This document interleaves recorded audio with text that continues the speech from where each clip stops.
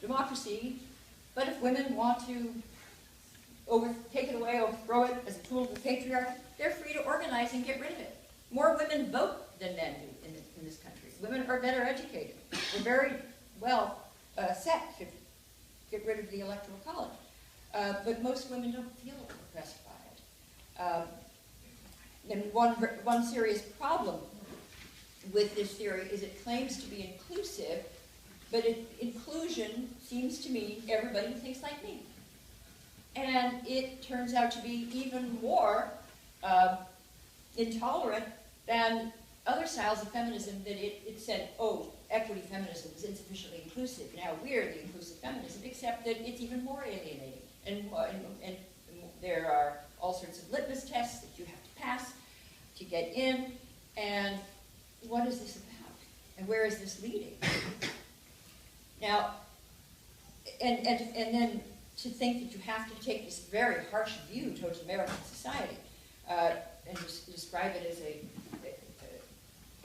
capitalist, discredited patriarchy. Nobody would dispute that the United States has many flaws, but it's also one of the most successful, diverse, tolerant, and open societies the world has ever seen. Not perfect, but very good. And be careful of theorists who want to make the perfect the enemy of the good. Now, intersectionalists pretend otherwise, but on many campuses, they don't really want to test their views in open debate or even permit contrary views to be spoken. And this brings me back to equity feminism. This theory has been dogmatically dismissed as a classist, racist theory tailored to the needs and aspirations of white bourgeois women. What its critics fail to mention is that this style of feminism, liberal, democratic feminism, has liberated women across the world, and it continues to do so. The feminist foremothers of the first wave, despite their personal limitations, and they had many, they had limitations, but their ideas transcended those limitations because they were promoting universal human ideals, the right to vote, to be educated, to enter marriage as equal, to pursue a career, to flourish. These are not the province of white women, middle-class women, or American women, or even Western women. The right to life, liberty, and to pursue happiness encompasses everyone, and everywhere people are claiming it.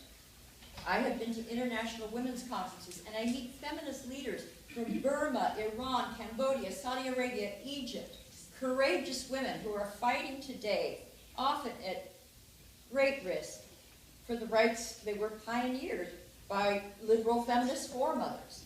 I'll never forget a young woman named Zin Aung Mar. She was a 36-year-old activist from Burma, and she stood before us. She had spent 11 years in solitary confinement in a Burmese jail for the crime of passing out pro-democracy and women's rights leaflets. She told us that she survived her confinement by reciting a poem over and over again.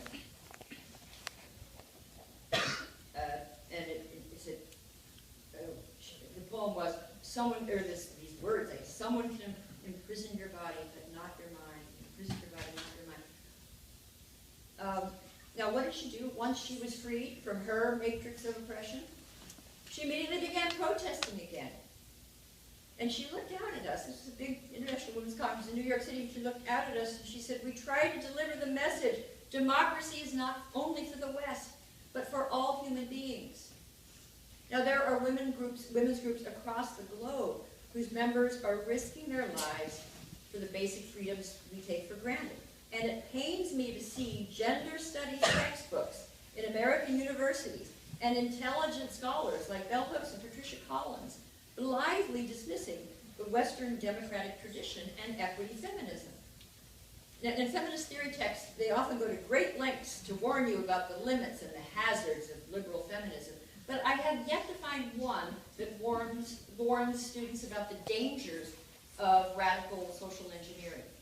I mean, capitalism is routinely reviled, but I've never seen a word warning about, the utopian ventures that are its alternatives, from American communes in the 19th century to the catastrophic Marxist governments of the 20th century. Like other conspiracy theories, Intersectionality uses propaganda and false statistics to prove how right and important it is, and students at elite colleges such as Williams and Wellesley and Oberlin and UC Santa Cruz, some of them have been persuaded that they are oppressed, and they can cite a litany of victim statistics from their gender studies classes that proves their plight. Now, most of these statistics are wildly exaggerated or simply bogus. It's spin, spin, spin. And there are many, many problems that afflict women, and it's very hard sometimes to get the right numbers, and it varies greatly. But women's studies texts tend to find the most sensational and the most that endorse their view of victimhood. That's why I started my series, The Factual Feminist. Every episode, I try to correct a myth. When I first started the series, my mother said to me, "You can't," I was doing it every week, she said, "You can't do this every week." I said, "I can, because there's so much misinformation, or misinformation, if you can bear the pun. But if you don't want to watch The Factual Feminist, just go to a good source, other than what you may be hearing in a gender theory class, because I and others have found that at the heart of campus feminism, of academic feminism, is a body of egregiously misleading and manipulative information. Now, the threat of harm is a human constant, but today's college women are among the safest as well as the most privileged and unoppressed people on earth. The gender activists I'm describing will probably say to you, "Don't listen to her, don't take her word for anything." Well, you know what? That's true. You shouldn't take my word on these matters. You shouldn't take anybody's. You should think for yourself. And to the young women in this room, remember that you stand on the shoulders of a long line of brave and brilliant feminist thinkers and activists. And they knew you were strong, and they wanted you to put that strength to use. Don't waste your time falling captive to a pointless ideology indulging in victimhood. Take serious classes in philosophy, science, history, but avoid those that luxuriate in female oppression. And beware of grandiose theories that come dressed up with smart-sounding jargon. Don't fall for it. Use your brains, your lived experience, your common sense. So my advice to college students: fight for what is rightfully yours. The freedom to speak, to think, to grow, to hear and learn from all sides of an argument. The freedom to have a casual conversation and not be reported by a hyperactive informant with a bias hat. Take back freedom, take back reason, take back feminism. Thank you. And thanks for being such a nice audience. Feel free to catch. Everyone feel free? Thank you.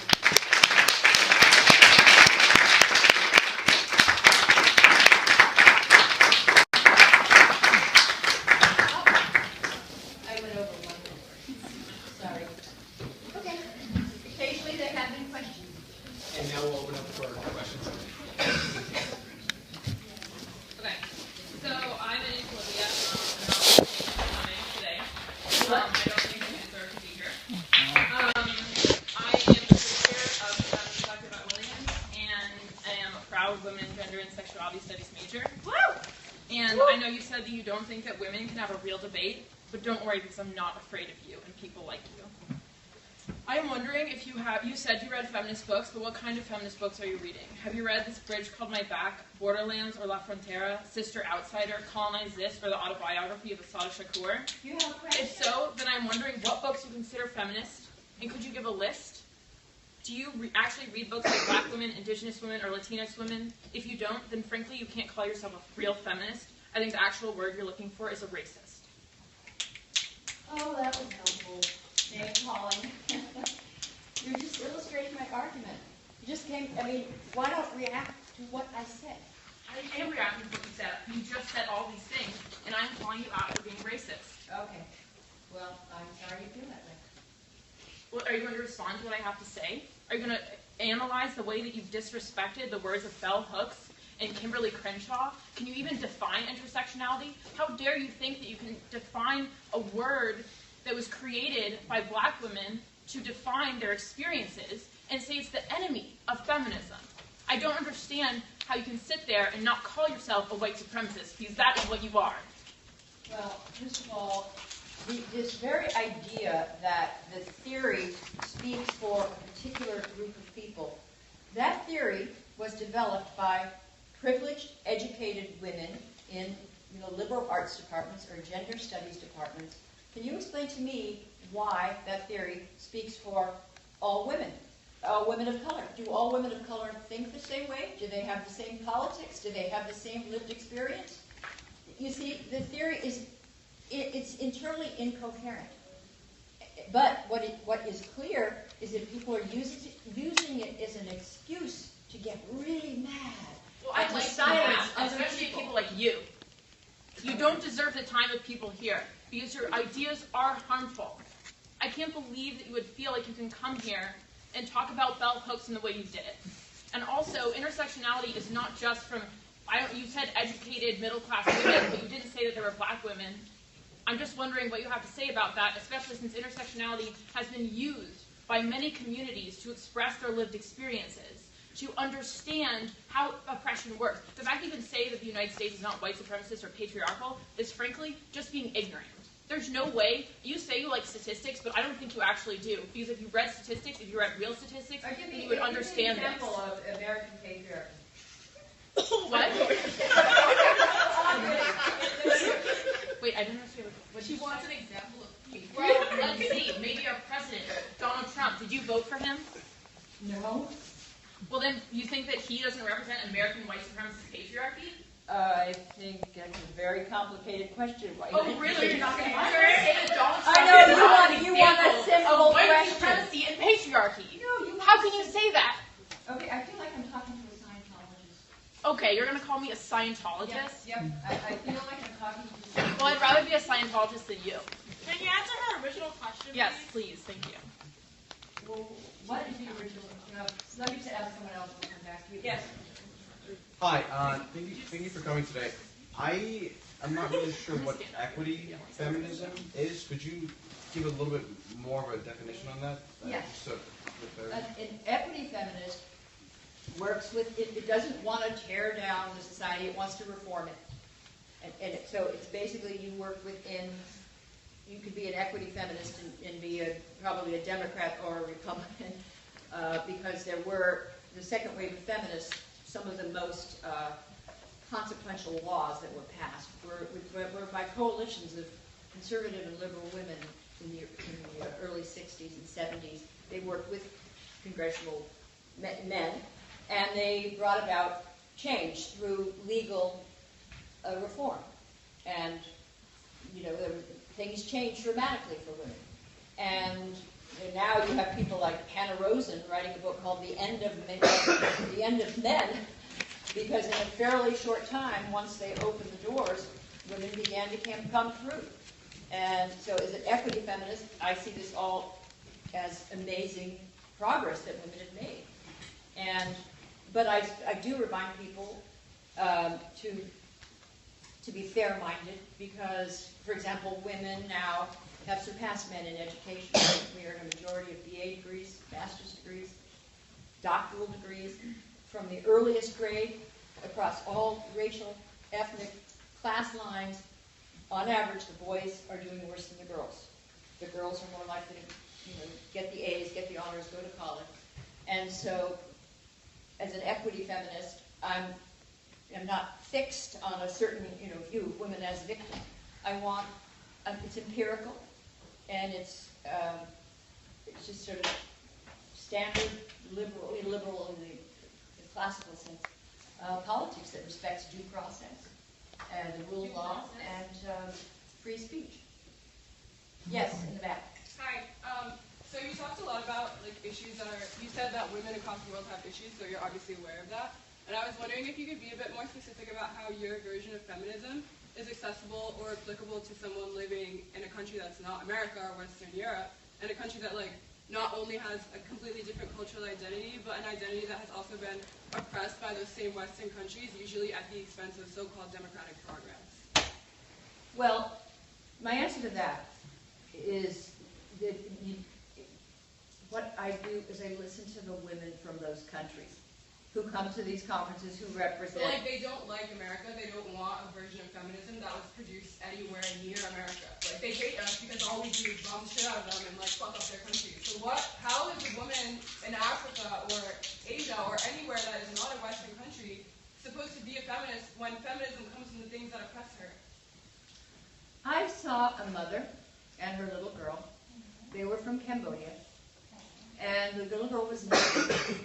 And she just had a red velvet dress, and she was standing there. But when the mother, when this little girl was about 1 year old, she was walking with her mother, and an enraged husband, ex-husband, threw acid on her. And the little girl had the scar. She's had several operations. And she was in New York at this International Women's Conference. And there's a particular philanthropy that is trying to stop acid burnings in Southeast Asia. And one thing is you pay money, you give money to her group. This group is, I think it's called the Virtue Philanthropy, and it's just trying to solve this problem. And so she had come to us and asked for help. She had literature, and through her philanthropy, she's trying to get drugstores not to sell acid. So that was just one thing. She's trying to improve her life. She's trying to find ways within her system, and she wanted our help. She wanted a better life for her daughter. I'm not saying that we go in and overthrow the governments. I'm saying you work creatively with the women, Well, like, and you do what they want. You do that, though. Huh? Like, that is what happens. Like, I just, no, continue, sorry. And by the way, about bell hooks, do you think we have to want to overthrow capitalism? Yes, I absolutely want to overthrow capitalism. Okay, stop. I wanted to, well, that'll sound. Do you know what capitalism does? It puts people in prison. It kills them. Capitalism it changed the world from 90% Do you think that of people who were are living. suffering, who are hungry, think that capitalism saved the world? Do you think It that? has saved the world, and it continues to save the world. And you've got to, you know what you have to do is, there's an economist, my favorite economist is Deirdre McCloskey, and she describes herself as a postmodern capitalist Episcopalian who used to be a man. She's a trans woman, a brilliant economist, and an absolute champion of capitalism. And she explains why. It's not just the free market. I mean, capitalism is just another word for economic freedom. It's just another word for, and if you don't have economic freedom, you will have an intolerant and poor society. If you have economic freedom, Poor people. What about all the people who do not have economic freedom? You can't pretend like in this country everyone has a great life and has economic freedom, because that's not fucking true. what you're doing is holding up an ideal and making it the enemy of a pretty good situation that could be better. It's not pretty good. It's pretty good for you because you're complicit in upholding white supremacy. Do you know anything about world history? Do you know anything Of course, about... I probably know more than you do. Okay. Jesus Christ. Don't pretend like you can just come here and So belittle what me happened? because All right, so I can speak so up then against if you know anything about world history, Don't make this a quiz. Answer her original question. Come on, lady. You said you think that people like me like debates, then why are you debating me? Why do you keep evading the question? Why do you keep asking other people to ask questions? I'm actually kind of shocked. that you could say that about the free market. I mean, and naturally, in anybody, it raises questions if you know what has happened when people try to overthrow economic freedom and impose completely state-managed economies.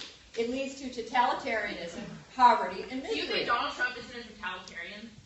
Do you Well, I think think he's he's- not I think he destroying is. other countries? Do you think that we haven't enacted imperial violence since the beginning of time? Do you know what land we're standing on? The stolen land that we are standing on? Williams College, guess, is an example of white supremacist patriarchy. We are standing on Mohican land. slaves. The very legacy of the place we occupy is damaged and violent, and the United States in its totality represents violence and genocide of indigenous and black people. I don't understand, if you've read a history book, how you can't understand that. I just feel that, I talked to someone from a cult. Oh, Maybe you're you calling talk, me a yeah. cult? You All right, need I to be take that over deprogrammed. you. I mean, you're just saying these things, and it's so much more complicated.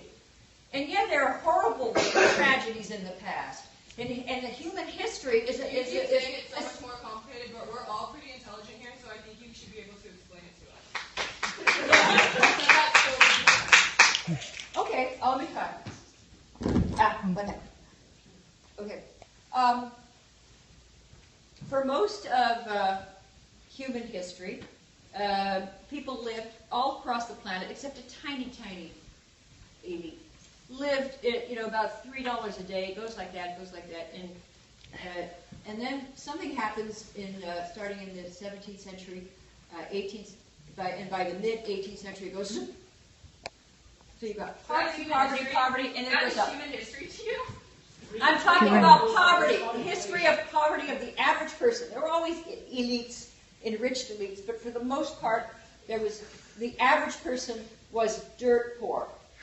What happened in the 17th, 18th century is that you began to have this, you had industrialization and you had the free market, and it became an engine of astonishing progress that began to transform the world. But they had slaves. Throughout society, people had Slavery's slaves. okay as long as some people are like rich. They didn't solve all the problems. They started. Slavery isn't a problem. Like literal people. I'm were talking enslaved. right now about the. She was talking about slavery as well. That's what we're talking about. So I'm telling you, then, what is the solution? Isn't just to say, okay, the whole thing goes. No, there were still terrible injustices, but what began to happen, and another thing happened with this industrial revolution and the free market, is you began to get humanitarian societies and groups that started to talk about